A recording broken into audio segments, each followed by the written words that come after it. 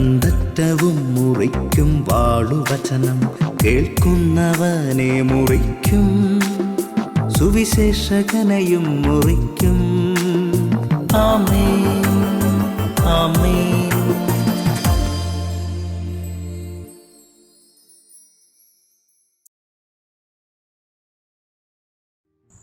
യേശുവിൻ്റെ പ്രിയപ്പെട്ട കുഞ്ഞെ, യാക്കോബ് തൻ്റെ സുവിശേഷത്തിൽ 1-ാം അധ്യായം 17-ാം വാക്യത്തിൽ ഇങ്ങനെ കൃത്യമായി പറയുന്നു.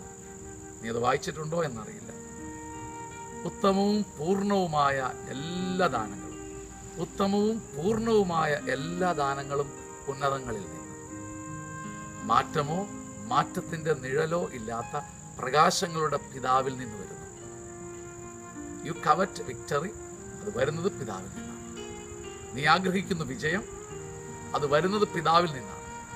മാറ്റമോ മാറ്റത്തിൻ്റെ നിഴലോ ഇല്ലാത്ത സ്വർഗപിതാവ് കൺഫർ ചെയ്യാതെ, മാറ്റമോ മാറ്റത്തിൻ്റെ നിഴലോ ഇല്ലാത്ത സ്വർഗപിതാവ് വരദാനമായി നൽകാതെ മഹത്വമോ വിജയമോ പേരോ സമ്പത്തോ സന്തോഷമോ സന്താനമോ നിനക്ക് നൽകപ്പെടുകയില്ല.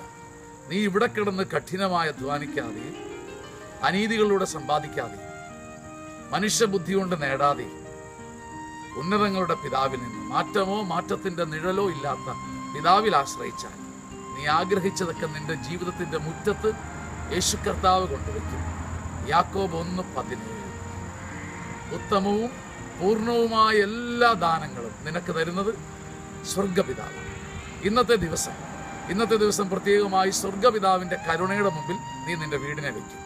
നിന്റെ പ്രശ്നത്തെ, നിന്റെ ഭാരത്തെ, നിന്റെ തകർച്ചയെ സ്വർഗപിതാവിൻ്റെ മുമ്പിൽ വയ്ക്കും. തിരുക്കുടുംബം പോലെ, നസ്രത്തിലെ വീട് പോലെ നിന്റെ വീടിൻ്റെ മുറ്റത്തൊരു പുതിയ പ്രകാശം കർത്താവ് വയ്ക്കും.